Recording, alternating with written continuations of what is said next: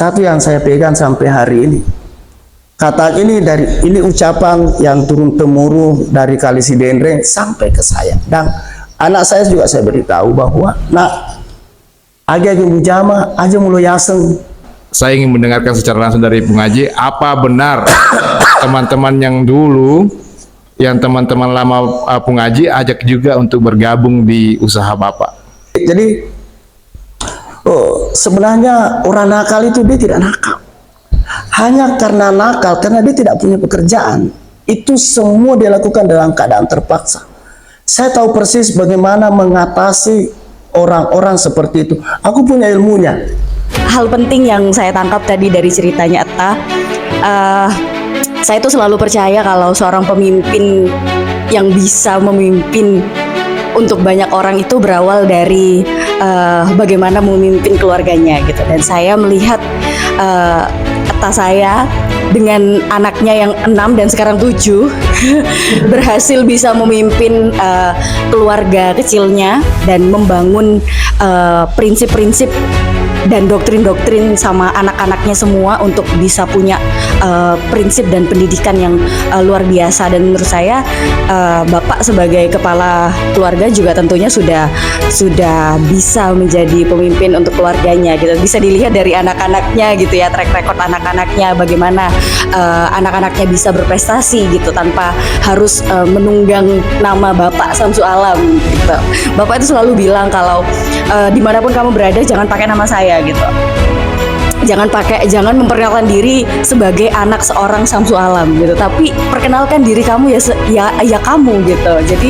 Jadi kita tidak ada beban bahwa saya anak Bapak Alam, jadi saya harus ngapa-ngapain itu karena Bapak gitu, enggak gitu. Jadi ya kita berbuat untuk diri kita sendiri gitu, tapi tentu hal-hal yang positif gitu. Dan saya rasa kalau Bapak, dan saya merasa kalau Bapak sudah berhasil membimbing keluarganya dan anak-anaknya punya prinsip dan fundamental yang oke, berarti itu adalah satu indikasi bahwa Bapak bisa dan dapat dipercaya untuk memimpin negara gitu. Jadi ya ngapain harus ragu lagi buat milih Bapak saya. Iya. Iya sih, itu juga termasuk. Baik, Assalamualaikum warahmatullahi wabarakatuh. Sapo, hari ini saya lagi bincang-bincang bersama dengan Bung Haji Samsu Alam dan Ibu Sri ya, Sulmadani Tungke. Iya.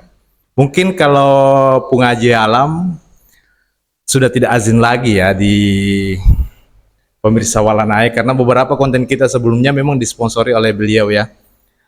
Bahkan 2-3 bulan yang lalu ada beberapa kontennya yang lumayan banyak view-nya di Walanai terkait.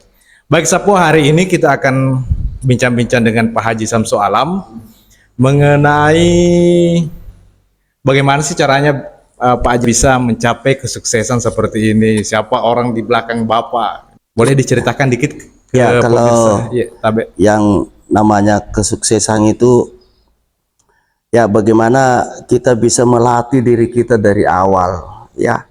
Kalau orang Bugis mengatakan itu resopa temengingi nama lomo nalete pamase dewata. Jadi apapun yang kita kerjakan secara terus menerus itu akan diberkahi oleh Allah Subhanahu wa taala. Dan di dalam Al-Quran itu jelas bahwa orang yang bergerak itu dijamin rezekinya oleh Allah Subhanahu wa taala. Itu jelas dalam Al-Quran. Jadi adapun siapa yang di belakang kita sehingga kita bisa mencapai apa yang kita inginkan, itu tidak terlepas dari doa kedua orang tua. Kira-kira seperti itu. Oh iya, luar biasa sekali jawabannya ya. Iya, tapi ini Bung Haji, kita lebih ke spesifik lagi. Bagaimana sehingga perjalanan hidup Bapak ini, sehingga kalau boleh diputar 360 derajat, 180 derajat begitu. Maksud saya Bung Haji, arah perjalanan Bung Haji waktu ke Papua sehingga sukses? Boleh diceritakan dikit Bung Haji, biar kita bisa memetik pelajaran. Karena ada yang saya dengar kapan hari orang cerita bahwa Bung Haji ke Papua itu tidak ada modal sama sekali. Apa itu benar Bung Haji? Jadi kalau itu kita mau melangkah terus harus berpikir modal dulu, maka kapan kita harus melangkah? Jadi saya tidak pernah berpikir itu kapan punya uang, tetapi saya selalu berpikir peluangnya kapan. Begitu saya punya peluang, di situ saya masuk dengan cara saya sendiri. Tentu saya melihat bukan hanya 4 sudut pandang, tetapi saya melihat itu 8 sudut pandang. Itulah bedanya saya dengan yang lain. Ketika saya datang ke Papua itu 1 rupiah, saya zero, tidak ada modal dari kampung. Hanya modal satu saja, kemauan. Jadi sehebat apapun manusia itu, kalau dia tidak punya kemauan, ya begitu saja hidupnya kan. Terus semangat.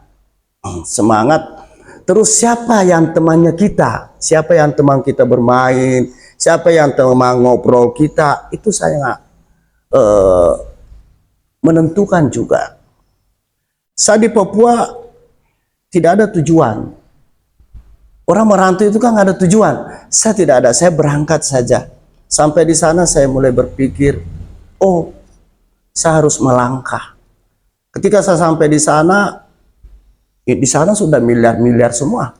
Saya tidak punya uang. Saya hanya berpikir, saya bertanya ke salah satu keluarga di sana, mana tempat di sini yang tidak ada rambut lurus? Saya ditunjuklah satu tempat. Saya bilang saya mau ke sana. Dan alhamdulillah dalam jangka 8 bulan saya bisa buat saya itu luar biasa. Bisa langsung bergaul dengan orang yang tidak rambut lurus itu. Ya, karena di situ tempat itu saya sendiri rambut lurus, yang lain keriting semua. Dan pada akhirnya tempat saya itu, sungai itu diberi namaku. Di sana diganti Sungai Alam sampai hari ini. Dan itu diritualkan oleh penduduk Haju waktu itu. Berarti akrab dengan kepala suku di sana? Saya sangat akrab sekali, dan juga saya angkat sebagai bapak angkat saya. Boleh disebutkan namanya, kepala sukunya di sana? Itu namanya Kamilus. Ya, mudah-mudahan Pak Kamilus lihat ya. Ya, kita lagi bincang-bincang sama Bung Haji nih ya. Iya. Bung Haji, saya juga pernah melihat postingan Bung Haji, ada kapalnya namanya Doraemon. Kenapa Doraemon namanya Bung Haji? Ya itu memang dari sananya toh. Oh, saya kira Bung Haji suka Doraemon. Oh, tidak. Atau Sri mungkin suka Doraemon. Itu memang namanya kapal itu, ya. Ya. Ternyata luar biasa ya perjalanan Bung Haji. Kalau Bung Haji selama kita di Papua terus ke Jakarta, ke Surabaya, Probolinggo, itu prosesnya gimana Bung Haji? Saya ke Jakarta dulu. Oh, ke Jakarta dulu Bung Haji. Ya. Saya ke Jakarta dulu. Ketika itu terjadi perang Teluk. Perang Teluk. Saddam Hussein itu, ya kan? Oh. Jadi pada waktu itu tidak ada lagi pembeli gaharu, sehingga orang Papua itu ya di sana sedikit kondisi keamanan terancam karena tidak ada lagi orang yang mau beli gaharu. Isu waktu itu yang beredar bahwa ketika ada kapal itu yang lewat mau ke Saudi itu, maka itu ditembak. Itu isu yang beredar di sana. Ya. Sehingga tidak ada lagi pembeli gaharu. Ya, waktu itu saya berpikir tidak. Saya juga ke sana itu saya tidak ada modal. Jadi waktu itu saya bilang tidak. Sedikit saya ada uang, saya bilang saya beli gaharu ini sampai habis saya punya uang. Artinya niat saya itu saya bantu masyarakat di sana. Adapun nanti kalau ketika nanti saya beli lalu kemudian saya rugi, memang saya sudah ikhlas. Tapi apa yang terjadi waktu itu, barang yang saya beli 100 kali lipat banyaknya dengan uang saya, karena sebagian saya pakai nota. Jadi saya bayar separuh, ada saya bayar 10% saja, ya kan. Bahkan ada saya tukar dengan Indomie beras. Harapan saya agar di sana keamanan kondusif, tidak terganggu masyarakat di sana, ya kan, itu harapan saya. Ternyata harapan saya itu terbalik. Ketika perang selesai, orang Arab itu datang ke Indonesia untuk cari kayu. Apa yang terjadi? Yang punya kayu cuma saya sendiri. Oh. Kayu yang ada di Jakarta itu hanya saya yang punya. Sehingga ya harga yang biasanya 1.600.000 itu saya beli di sana, itu menjadi berapa ratus kali lipat. Karena saya yang setel harga, karena yang punya cuma saya. Disitulah mulai berkembang sedikit, sehingga saya melebar untuk ke Surabaya. Saya beli kapal, cari-cari peluang, dan juga keluarga di Papua itu dia kesulitan juga armada pada waktu itu. Saya bilang tidak, saya akan beli kapal, saya buat ekspedisi. Itulah sampai hari ini yang bisa menghidupi ribuan anak Bugis di Probolinggo. Itu Luar awal. biasa ya. Jadi ternyata Sapo, kalau kita petik dari kisah Pung Haji adalah niat tulus membantu Ya, untuk makannya orang di sana karena usahanya lagi mandat ya. Ya. Tidak ada pembeli sama sekali. tidak ada pembeli. Dan kita yang beli. Ternyata itu terbalik. Dan ternyata luar biasa ya. Ya. Pembalasan Tuhan lebih besar ternyata Sapo. Ya.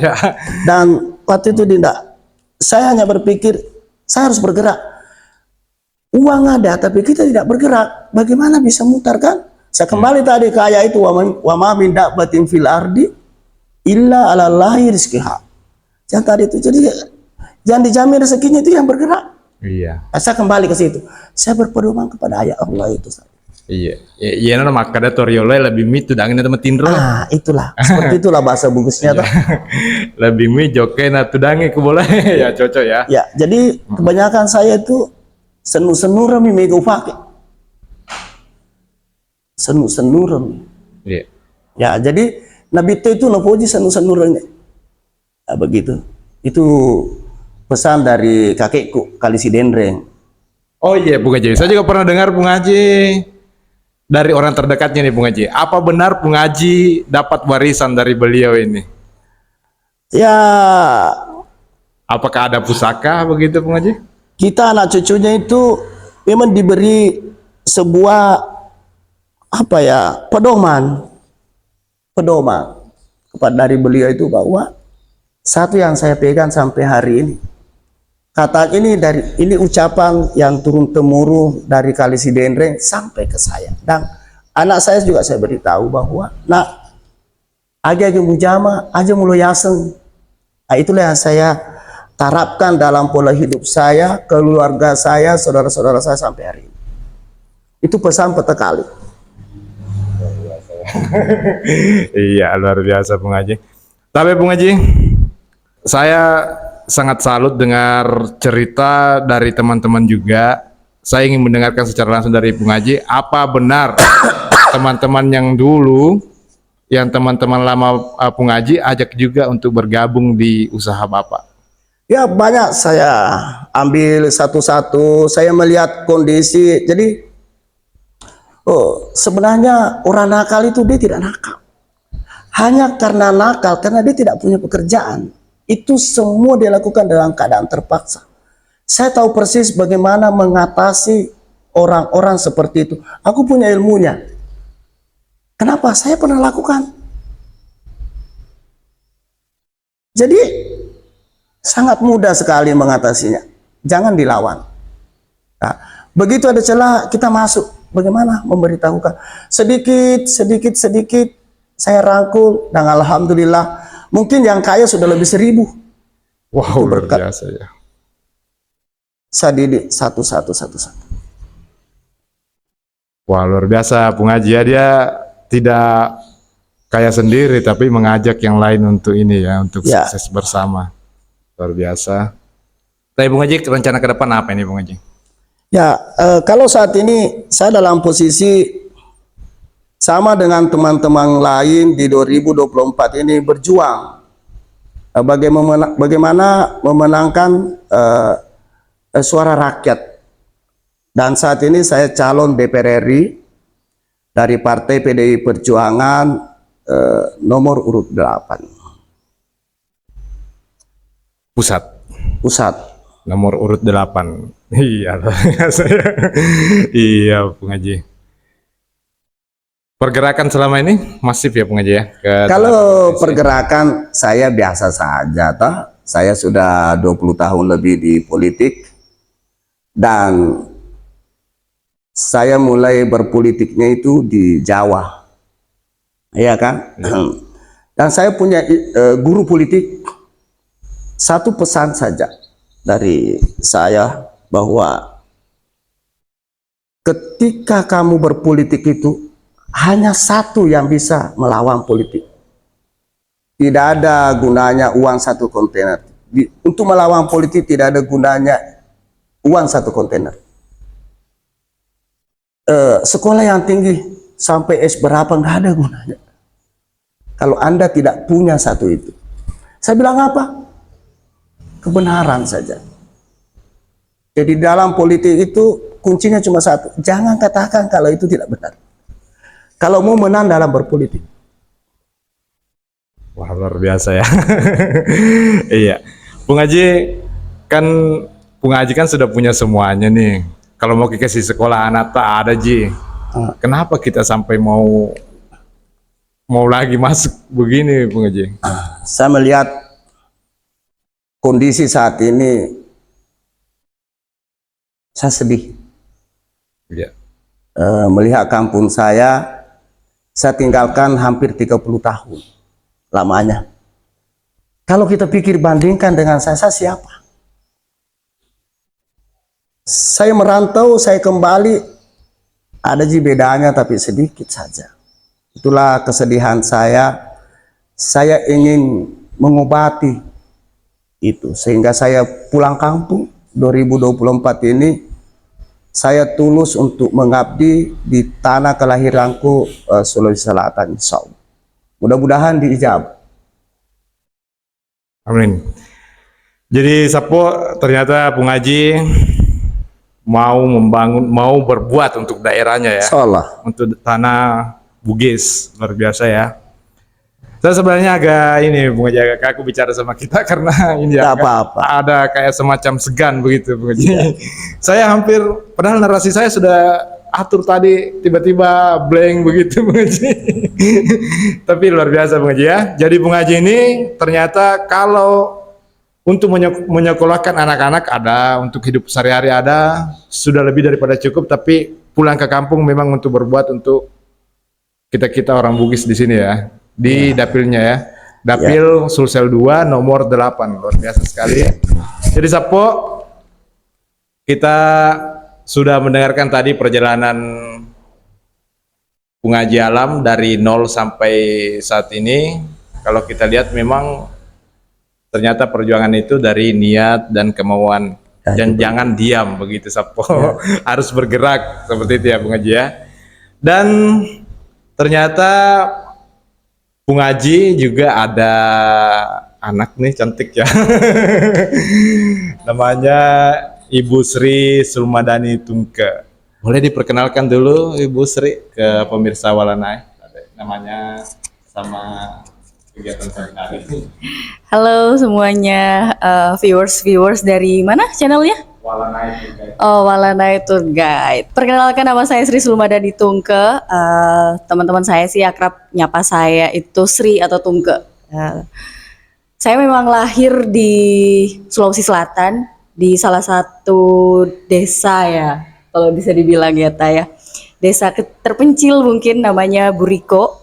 Nah, itu mungkin banyak juga ya dari pemirsa yang sedikit tidak familiar ya terkait dengan Desa Buriko gitu. Saya lahir di sana, tapi saya tumbuh berkembang dan besar di Jawa gitu karena ikut sama Atta gitu. Tapi tetap budaya-budaya orang Bugis itu tetap sama Etta sama Mama itu tetap dikasih gitu sama kita biar kita tuh nggak lupa kita itu juga orang Bugis gitu. Walaupun kita di Jawa, tujuan kita untuk di Jawa itu ya untuk mendapatkan pendidikan yang memang layak gitu.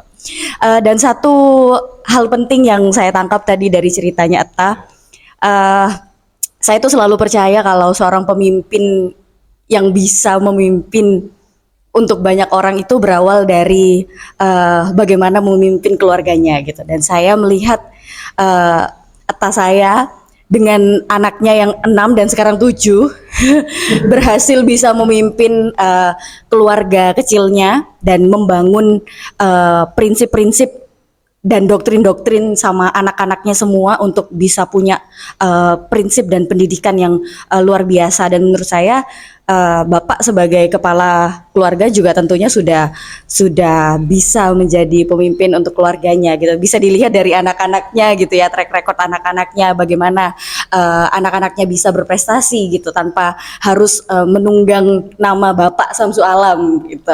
Bapak itu selalu bilang kalau dimanapun kamu berada jangan pakai nama saya gitu. Jangan memperkenalkan diri sebagai anak seorang Samsu Alam gitu, tapi perkenalkan diri kamu ya kamu gitu. Jadi kita tidak ada beban bahwa saya anak Bapak Alam, jadi saya harus ngapa-ngapain itu karena Bapak gitu, enggak gitu. Jadi ya kita berbuat untuk diri kita sendiri gitu, tapi tentu hal-hal yang positif gitu. Dan saya rasa kalau Bapak dan saya merasa kalau Bapak sudah berhasil membimbing keluarganya dan anak-anaknya punya prinsip dan fundamental yang oke, berarti itu adalah satu indikasi bahwa Bapak bisa dan dapat dipercaya untuk memimpin negara gitu. Jadi ya ngapain harus ragu lagi buat milih Bapak saya. Iya.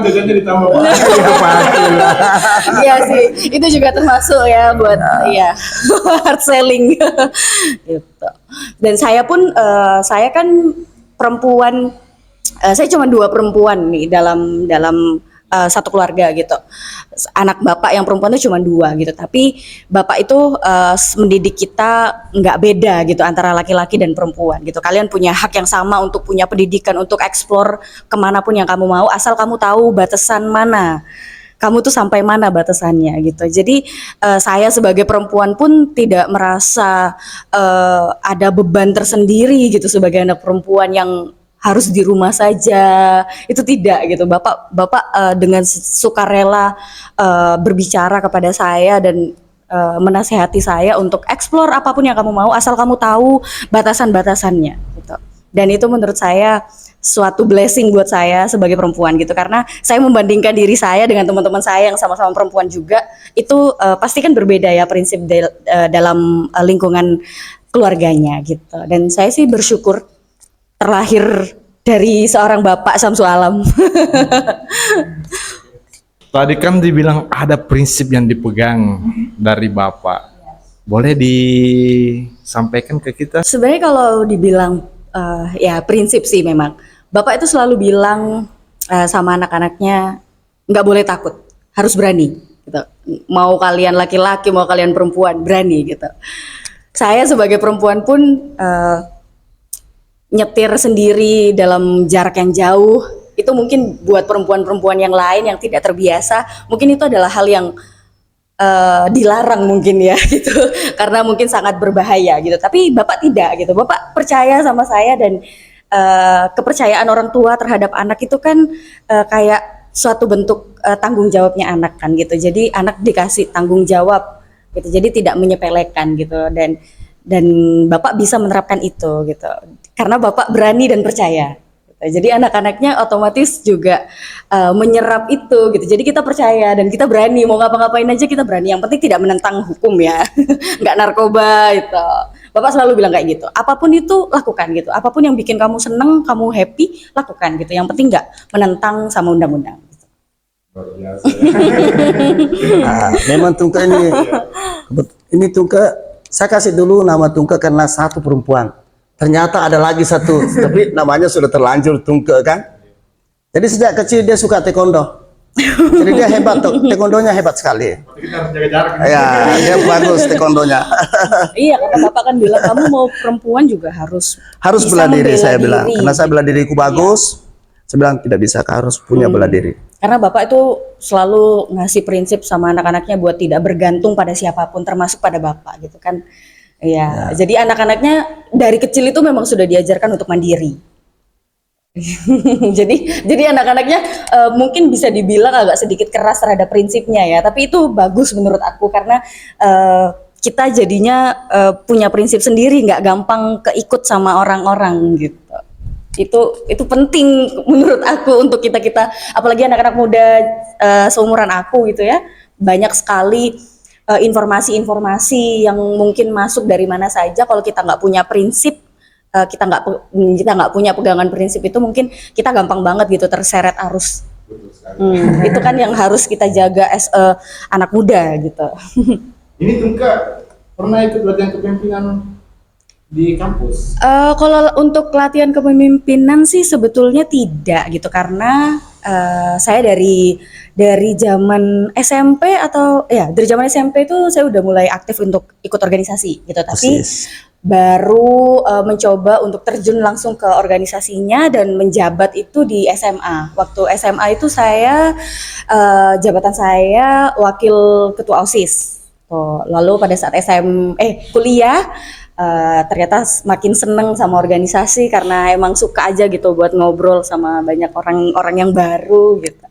Terus organisasi BEM jadi bendahara, terus pernah juga organisasi UKM kampus gitu di radio kampus. Kebetulan di radio kampus itu saya juga sebagai ketuanya gitu. Iya. Ternyata penyiar. Iya. Kalau dilihat dari wacananya, mungkin kalau dilihat yang kemungkinan kita intermediate, K3. Kita kembali lagi ke Bung Haji ya. Bung Haji, memang Tungka ini ada didikan khususnya nggak Bung Haji selain taekwondo, dan apakah kursus atau apa? Tungka ini punya bakat, ucapannya itu bagus. Oh, narasinya bagus. Narasinya bagus, cara penyampaiannya bagus waktu itu. Dan semua anak saya yang kuliah itu terserah kamu mau memilih ke mana, jurusan apa gitu. Satu-satunya anak saya sarankan ke hukum hanya dia. Dan dia nangis karena dia tidak bisa, katanya aku nggak bisa menghafal. Dia bilang enggak, kamu masuk hukum. Kenapa dia masuk hukum? Saya bilang karena lidahnya hitam separuh, tak suruh masuk hukum. Dan biasanya katanya anak-anak orang tua itu kalau lidahnya hitam separuh itu kalau ucapannya itu biasanya tajam begitu. Hanya saya pakai itu, nggak ada didikan khusus. Apa yang tadi disampaikan bahwa tidak harus berani.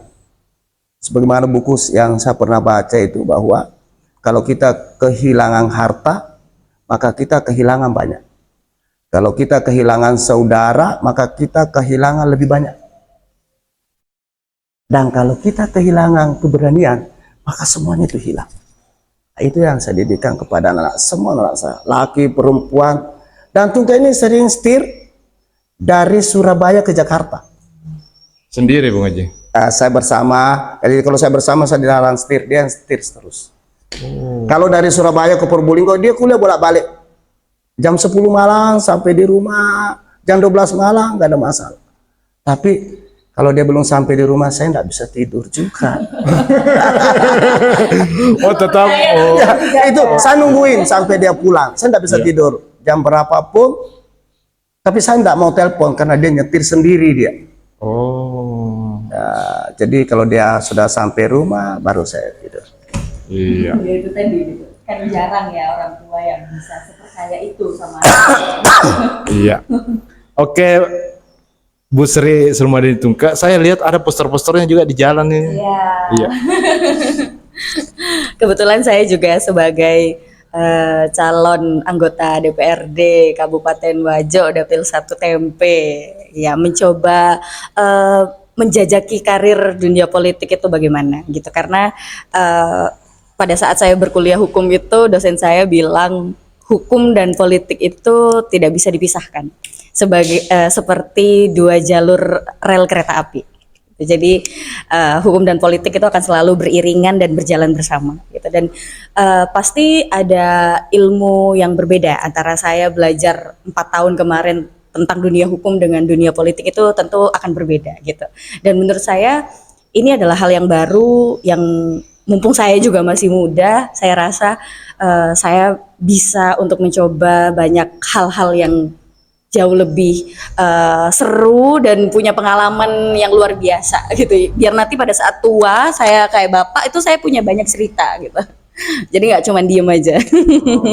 Ibu Sri adalah berlatar belakang hukum. Saya ingin bertanyakan, benarkah ini politik determinan terhadap hukum atau hukum yang determinan terhadap politik? Bagaimana pendapat Sri? Kita lihat ya bagi saya. Ya. Untuk contohnya seperti ini, misalnya nih. Saya punya anak umurnya 17 tahun, tapi seharusnya 25 tahun baru bisa lolos. Itu kan politik determinan terhadap hukum. Sudah ada hukum tapi mau dirubah. Yes. Kira-kira bagaimana ini? Apakah di pengetahuan Sri bahwa hukum determinan terhadap politik atau politik determinan terhadap hukum? Ya seperti yang saya tadi katakan bahwa hukum dan ini sepengetahuan saya saja ya gitu. Kalau misal teman-teman ada yang lebih paham lagi, kita mungkin bebas untuk bisa berdiskusi bersama ya. Hukum dan politik itu memang tidak bisa dipisahkan gitu, tapi tidak bisa dicampur adukan. Hukum dan politik itu ya seperti tadi gitu analoginya, seperti jalur rel kereta api gitu. Dia akan selalu berjalan beriringan bersama. Itu kan kalau di dunia hukum itu kita selalu punya dalam membuat aturan di hukum, itu kan kita pengennya aturan yang kita buat ini berlaku untuk bisa beberapa tahun ke depan gitu. Kalaupun tadi terkait contohnya mungkin menyinggung yang sekarang sedang hot ya, panas untuk dibahas, tapi itu nggak apa-apa karena kita wacananya kan memang dalam konteks keilmuan gitu ya. Memang ada beberapa celah-celah hukum yang memang bisa disisipi gitu untuk hal itu. Dan sebetulnya proses mekanismenya sebetulnya sah-sah saja gitu untuk ada namanya pengajuan batas minimum umur ya, itu sah-sah saja gitu. Cuman kan di sini yang dipermasalahkan adalah mekanisme pemutusannya ya itu gitu. Jadi bukan determinan sebetulnya saya rasa gitu ya. Memang ya kita tahu semua gitu ya, kalau politik itu kan memang seni ya gitu, gimana caranya kita bisa mengambil dan melihat celahnya gitu. Dan itu juga jadi PR penting buat kita nanti yang jadi anggota DPRD selaku pembuat norma, pembuat hukum, itu gimana caranya biar hukum yang kita buat ini seminimalisir mungkin tidak ada celah gitu. Ya walaupun memang sulit gitu ya, tapi at least kita udah paham nih, oh ini mungkin celahnya akan sekian persen gitu. Tapi itu kan jauh lebih penting gitu, jauh lebih berguna saya rasa gitu daripada ya itu ya itu sih, itu sepemahaman saya saja gitu ya kan. Kalau mungkin kalian punya pendapat kalian masing-masing ya nggak apa-apa gitu. Kalau Bung Haji pendapatnya gimana? Ya, Apa yang terjadi ini? kalau saya kan bukan orang hukum, tapi saya orang ekonomi. Jadi saya punya ilmu di ekonomi. Iya.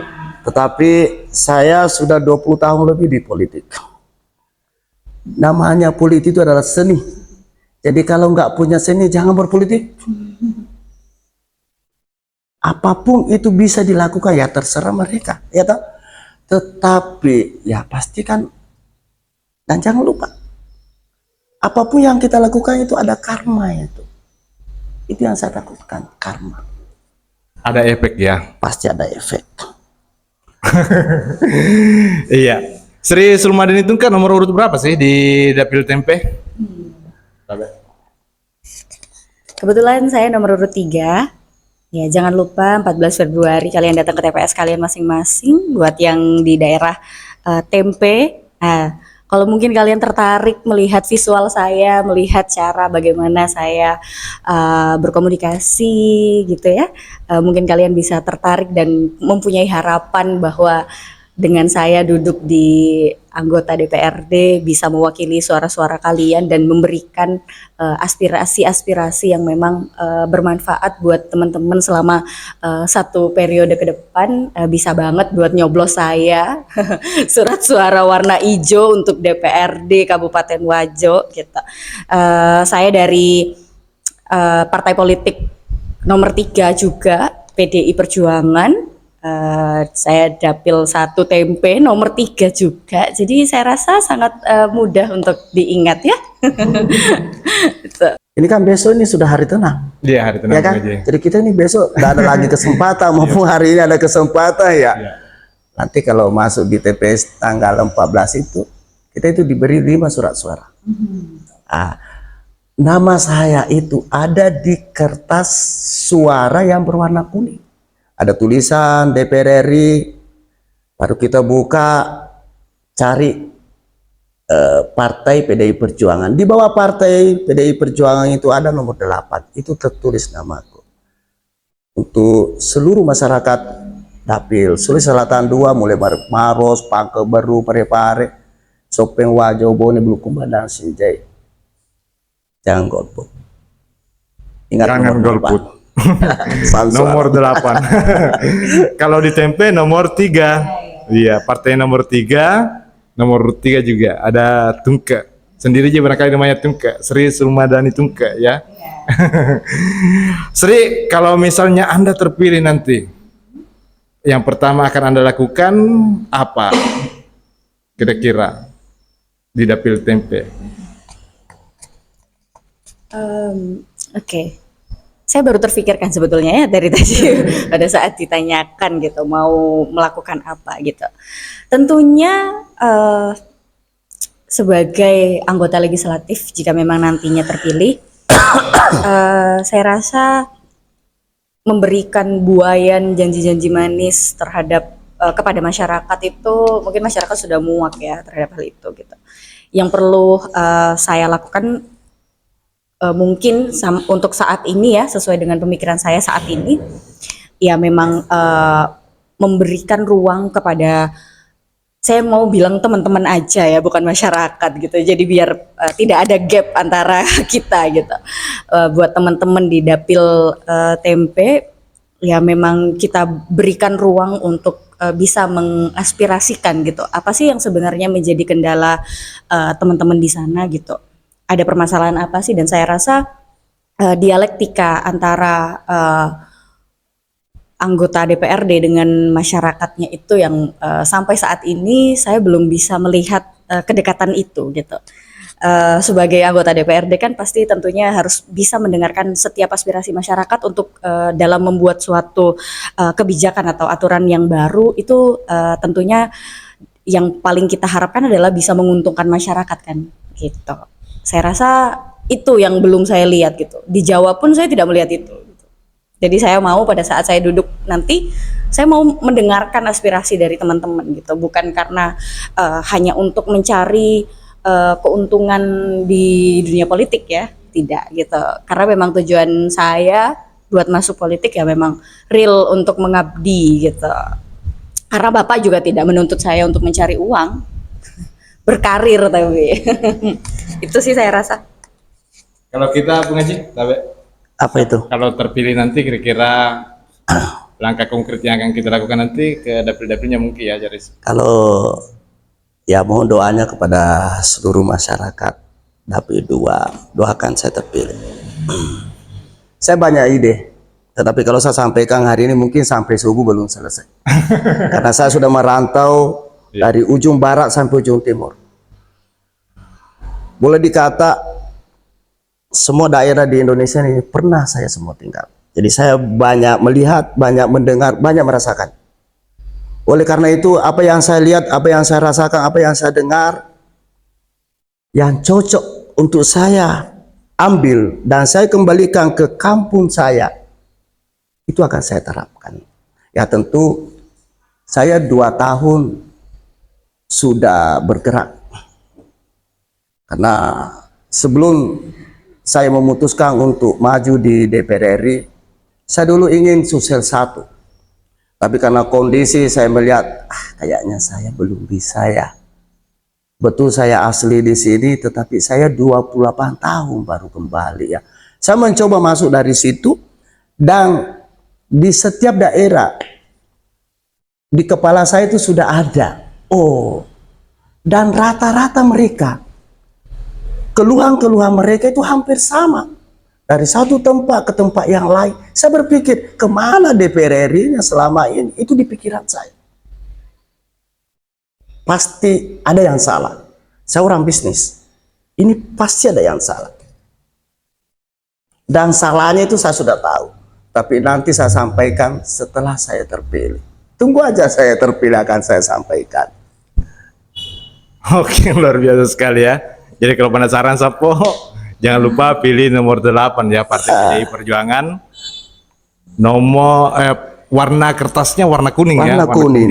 Warna kuning. Dan Sri Sulmadani Tungka itu warna hijau. Nomor 3 Sapo. Ini oke ya, oke. Nomor Oke. 3. Oke Sapo, bagaimana Pung? Masih ada yang ingin disampaikan atau cukup? Dan jangan sampai kita lupa. Saya melihat ya bukan apa ya. Saya melihat tidak seharusnya seperti itu. Apa yang saya lihat selama ini ya. Itulah saya pulang kampung, saya mencoba untuk bagaimana bergeser ke hal yang lama. Ayo kita tinggalkan. Ayo kita mari bergandengan tangan bersama-sama untuk memikirkan bangsa dan negara ini. Karena kepentingan bangsa dan negara itu jauh lebih penting daripada hak asasi kita. Yang saya ingin tanamkan kepada masyarakat. Ayo bersama-sama. Kalau bukan kita, siapa lagi? Dulu nenek moyang kita merebut bangsa ini. Jangankan harta, nyawanya dikorbankan buat kita. Jangan sia-siakan bangsa ini. Jangan biarkan orang-orang yang bisa mencederai demokrasi kita. Itu tidak boleh buat saya secara pribadi ya. Karena kakekku pejuang. Darah kakekku itu mahal bagi saya. Boleh dicek di Ganggawa itu lebih 40 orang dikubur itu semua kakekku. Yang di Ganggawa Sidrap di Taman Pahlawan itu. Nah, itu saya sedih kalau ada yang dia membuat hukum lalu kemudian dia yang langgar, itu saya sedih. Sebagai anak petani ya, dan juga saya anak pejuang. Aduh, kasihan ya. Itu yang ada di kepala saya, hanya kasihan. Tetapi saya tidak tahu apa yang sebenarnya terjadi di dalamnya. Beda kalau ini, karena politik dengan perasaan itu nggak boleh dicampur adukan. Politik, perasaan, hukum. Kalau ketika ini dicampur adukan, itu bisa bubar bangsa ini. Di politik, perasaan. Kita harus punya rasa juga. Kalau tidak punya rasa, kalau ini semua orang mati rasa, bagaimana hidup kita? Sudah kita tidak tahu mana perempuan, mana laki-laki kan? Harus punya rasa. Sehebat apapun Anda dalam berpolitik, Anda harus punya rasa. Itu buat saya. Untuk yang lain saya tidak tahu kan. Ini buat saya secara pribadi. Dan saya di partai selaku bendahara umum PP Bemusi sampai hari ini.